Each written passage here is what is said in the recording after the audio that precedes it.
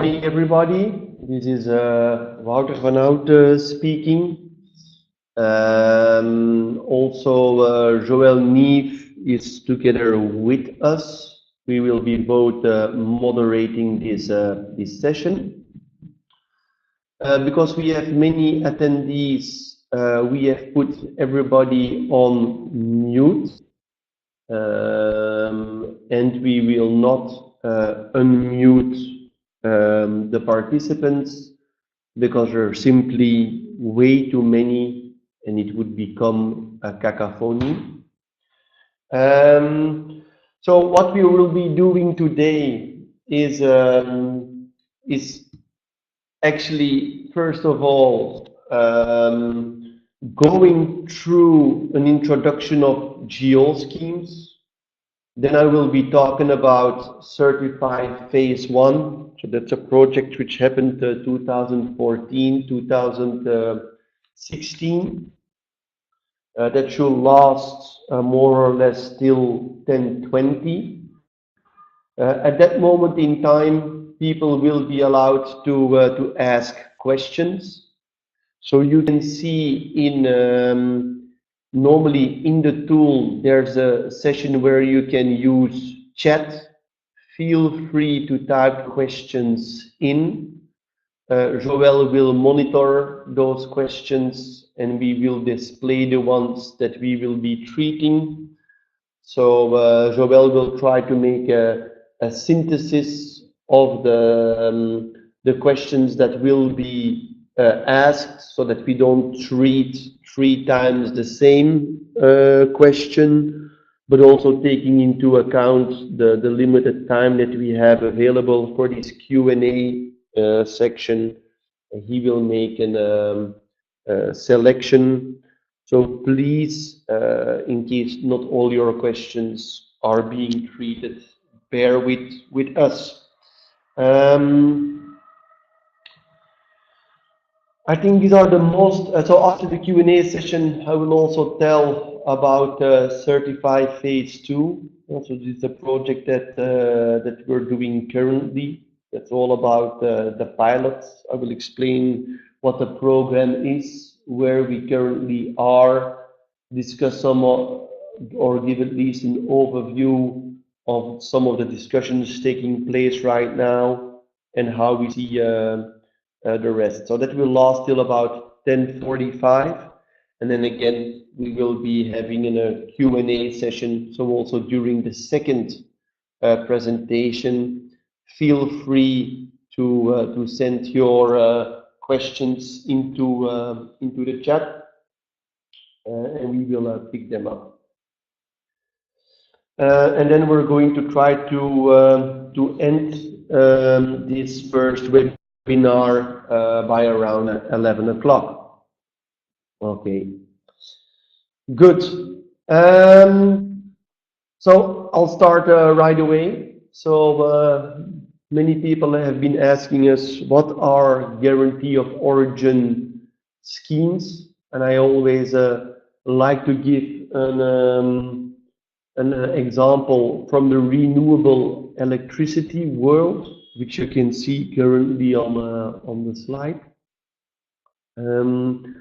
Typically, electricity, once it's injected into the grid, it's impossible to distinguish whether an electron is from renewable nature, from fossil or even nuclear origin. It's impossible to distinguish. That's why people has created a guarantee of origin scheme. So the attribute or the certificate of an electron that was injected of being renewable, it's a separate piece of paper that it's traded independently from the electricity markets. Okay. And this instrument has typically been used by energy suppliers throughout Europe to be able to offer to their customers renewable electricity contracts. So whenever that a consumer subscribes to such a contract, and they consume some megawatt hours of electricity, the energy supplier will purchase the corresponding amount of renewable electricity guarantees of origin on the guarantee of origin market and cancel them. And this proof can be submitted to the consumer, and therefore he can trust that all of the electricity he's been consuming to have been of renewable origin. On the right-hand side, you can see an implementation that has been done in Flanders by Flanders regulator of electricity and gas, and households are able to type in their electricity contract number. So here you will see my example, and I can immediately see from the bar that 100% of the electricity I've been consuming, that it was of renewable nature. That means my energy supplier have been canceling the right amount of guarantees of origin. And so that's what's happening into renewable electricity geo markets. Is this the only market where we have geos? No, we see this also in sustainable palm oil, and there they've been imagining different kind of geo schemes. So I'll try to go to slide 4. And the different ways of making your certification schemes work is the first kind of scheme we could imagine is what we call identity preserved. This means that sustainable palm oil is coming from a single identifiable certified source, and it has its dedicated supply chain. So one kind of ship, one kind of refinery, and one kind of packaging line. The great advantage of having such a system is that it allows to create quite a lot of consumer trust, because the label can say this sustainable palm oil is coming from this particular sustainable plantation. So it gives a lot of trust to the end consumer. But it of course means that the supply chain is very expensive. A second way how to deal with certification, it's what we call a segregated supply chain model. And this basically means that you are mixing the output of several sustainable plantations into one ship, one refinery, and one packaging line. This allows for some supply chain optimizations, of course. However, the label that you put on your end product should be slightly different. You should say that the sustainable palm oil is coming from one of a particular group of sustainable palm oil plantations, and we can't tell you exactly which one. So we lose a little bit of consumer confidence, but we gain supply chain optimizations. One step further is what we call the mass balancing system. And in this case, we can mix the products from both sustainable plantations and conventional plantations. And what's good about it is that it increases the efficiencies throughout the supply chain. And when we package the product, because we know how many products are coming out of the conventional palm oil plantations, we can do a checksum. So we should track all of the inputs and all of the outputs of the system. Okay. So again, this is increased supply chain and certification system efficiencies, but the label cannot state that the product is coming from a sustainable plantation anymore, The label can, for instance, claim that by buying the products bearing a label, that you are giving a financial support to those plantations who are functioning in a sustainable way. And then one step further, there's also a book and claim system where we are not tracking the product anymore that's coming from conventional plantations, which is of course a huge advantage from a sustainable, from a certification and a supply chain point of view. However, you're missing your checksum in the end.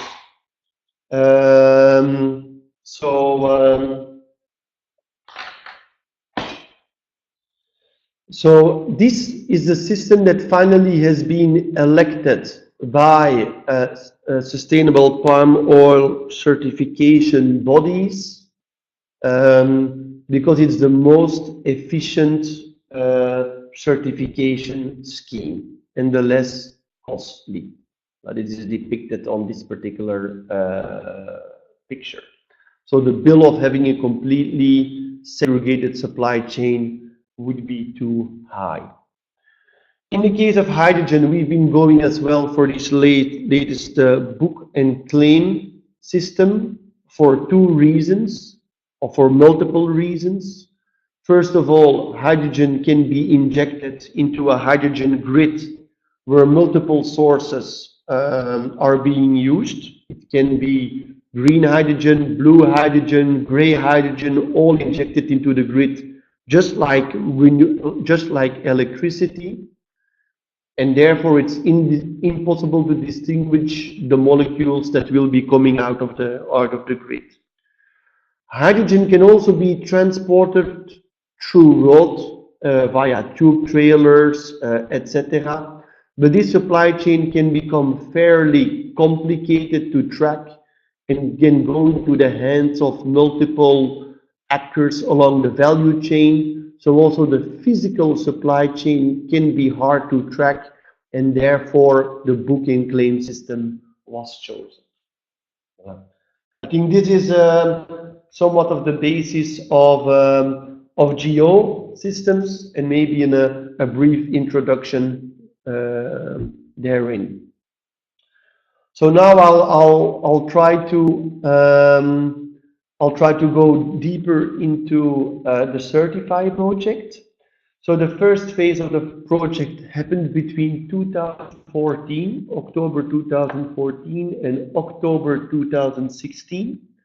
And it was financed as a grant project under FP7 by the Fuel Cell Hydrogen Joint Undertaking. In that phase, we had two main goals. Is first of all to understand what an EU-wide geo scheme would look like, investigating what is the European regulation to which geo schemes should comply. We've been investigating biomethane and renewable electricity geo systems to see what worked well, what were maybe the difficulties that they faced, so that we would be able to learn from them. And we've been investigating into detail how hydrogen geos can be working in a world where renewable electricity and biomethane geos are existing, because at all price we need to ensure that there is no double counting. And when renewable electricity geos are used to produce green hydrogen geos, we must ensure that those renewable electricity geos are being cancelled properly. So that was one of the goals. The other goal was to come to a widely acceptable definition of green hydrogen. Okay, that was the second goal. I think that was very important because we saw throughout Europe many different definitions appearing, and when there are different definitions being used by different producers, it creates a lack of confidence at the side of consumers. I always compare it to buying bio chicken into the supermarket. When all of the labels of bio chicken are different, I get somewhat of a weird feeling, and I have difficulties comparing the product and the prices. It would give me much more confidence if all of the labels would be exactly the same. Okay. So we've been able to achieve those goals. In phase one, we've been collaborating very closely with quite a lot of industrial players. You can see the logos on the slide, but we've also been reaching out quite a lot to policy makers, as well as people of civil society, NGOs, etc., to make this phase working. And the approach was really a consensus building approach. So all of the results of the phase one have been tested, talked through with industry, policymakers, and NGOs. It does not represent the opinion of the project team. Okay. So what has been achieved? So this was actually the work program. The consortium was made up of HINICIO. We were project leader. We were a strategy consultancy company with more than 10 years experience in the field of hydrogen. We've been collaborating with LBST, which we consider to be a German sister company. ECN is the research institute of the Netherlands, which has currently been merging with the TNO, and TÜV SÜD is, I think, a well-known audit and certification company. Okay, so this was the work program. I won't go in details on the work program. I think it speaks for itself, but let's focus on the results. So this slide actually depicts that during the entire process, we've been elaborating on quite a lot of different versions of what is green hydrogen. So quite a lot of effort has been put into it, and finally, we're very proud that we achieved a very good consensus with all stakeholders. A consensus with all stakeholders does not mean that everybody is 100% aligned, but I guess this is the way that Belgians tackle compromise in general. Okay. So what is the definition that came out of this period? It's that first of all, green hydrogen should be of renewable energy feedstock. So that's the green box that you can see on the graph. But the second criteria has been put on this green hydrogen. People said that they want to have renewable hydrogen, but not at any carbon content. So basically, there's a certain carbon intensity limit put on green hydrogen. Okay. That carbon intensity is 60% lower than the benchmark, and the benchmark process is steam methane reforming of carbon capture. Steam methane reforming of natural gas. So we're doing 60% better than the benchmark process. We believe that in reality there will be two types of green hydrogen appearing. It's first of all renewable electricity coming from hydro, wind and solar to be used for electrolysis. And typically, the greenhouse gas intensity of that hydrogen will be zero.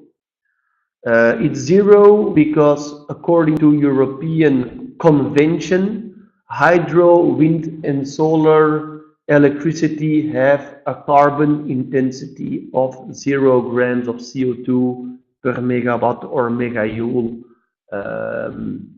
produced. I repeat, this is by European convention. In the reality, there are very minor carbon intensity linked even to wind or solar electricity.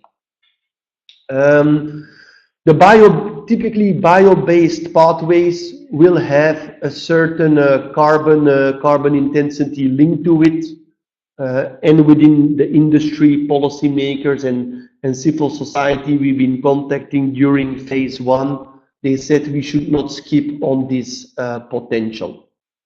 Okay, so that's for the green box, and we were planning to put a lot of effort on the green box. However, there was quite a lot of industry who said to be interested in the blue box as well, namely hydrogen produced from non-renewable origin, yet to be low carbon, because they could potentially be imagining that this blue box would come at a lower price than the green box.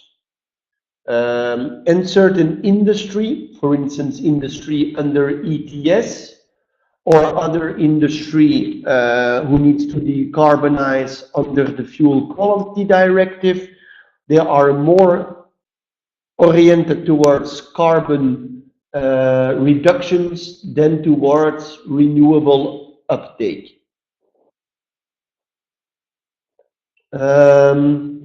We've also foreseen that over time the carbon intensity limit could be reduced. So that's something that we will have to agree upon in the future. So so first of all, how will we calculate the renewable content of hydrogen production?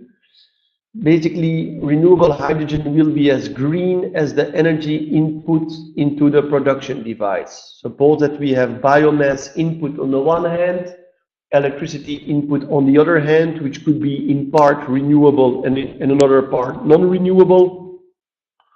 You can see that 77% of the input is renewable, hence 77% of the hydrogen being produced will also be renewable. You can see that the pie chart on the right hand is smaller than the pie chart on the left bottom, because of course we have some conversion losses. So efficiencies are taken into account in these calculations in an indirect way. From a greenhouse gas emissions, I'm here depicting what's the scope of the LCA analysis, and I guess it's already answering to quite a lot of questions I see appearing into the Q&A. So what's taken into account, it's not only the emissions produced at the level of the production device, but also all of the upstream emissions. Okay, so that's, I'll give an example. In the case of steam methane reforming of natural gas, we take into account the emissions which are linked to the exploration of gas, the refining of gas, the transportation of gas, as well as the CO2 emissions within the steam methane reformer. So this is the CertifHy scope. This also means that we exclude the emissions which have been linked to the building of the production plants or even the exploration plants. To give another example, in the case of solar electricity and electrolyzers, the CO2 emissions linked to the production of the PV panels and of the electrolyzers are excluded out of the system. Also, in our case, we are working on a guarantee of origin. That means that we stop at the system boundary of the production device. And for us, the specifications of a product that can be commercialized means it needs to be 99.9% pure and at 30 bar pressure. We know that there are certain electrolyzers that are having an output pressure at atmospheric pressure, or for instance at 10-15 bar. Well, we have to increase the greenhouse gas emissions linked to having another compression step, for instance from 15 bar to 30 bar, and there we will be providing some default values. We know that many people are interested in complete well-to-wheel calculations, and hence storage compressions needed for transport and final dispensing will have to be included. Well, this is excluded out of the scope of guarantees of origin. I think currently the scope of our project is already very ambitious to make this happen at the European level. But we know that there are certain actors in the field which are using CertifHy as a first building block to demonstrate carbon intensity and renewable content up to the point of production, and then they make their own certification schemes to go towards the point of sales. Okay. So the next slide is an example of quite a lot of different pathways which have been already scrutinized. So it's hard to read, but vertically you can read the processes of electrolysis, steam methane reforming, either small ones on site or big ones centrally, gasification and byproduct with quite a lot of different energy inputs. And you can see that the first dotted line that you can see around 91 grams of CO2 per megajoule of hydrogen. This is the benchmark process, SMR of natural gas.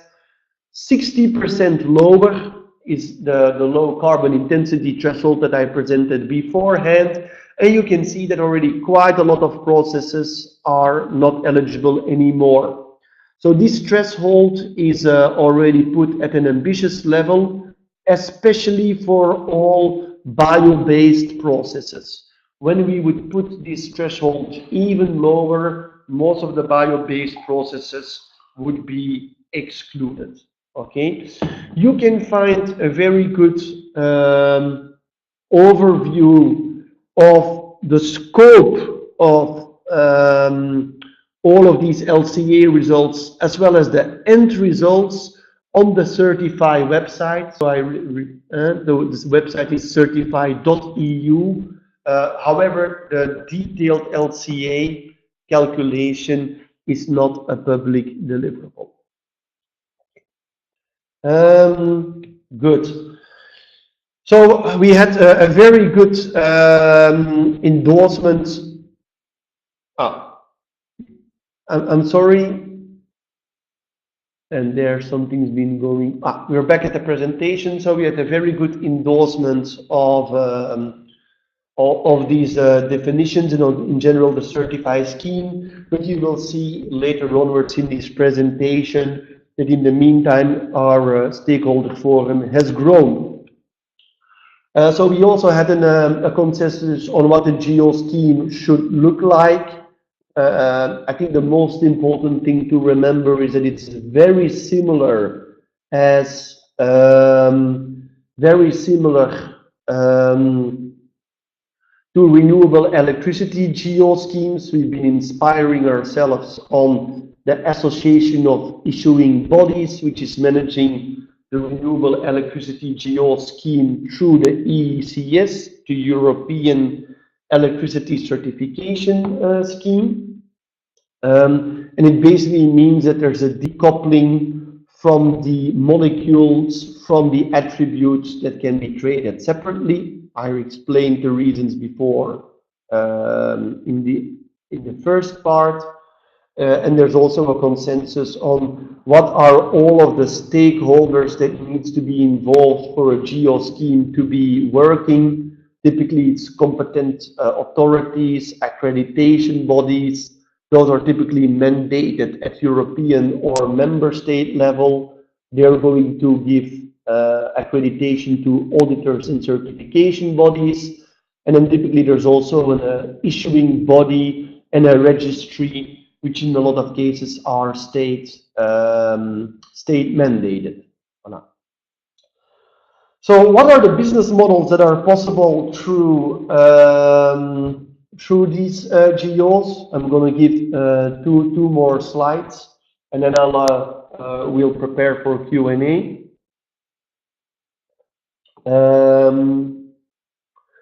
So in the left-hand side, you can see a scheme or a world where there is no geo scheme available, which means that every single hydrogen refueling station would need a dedicated supply chain.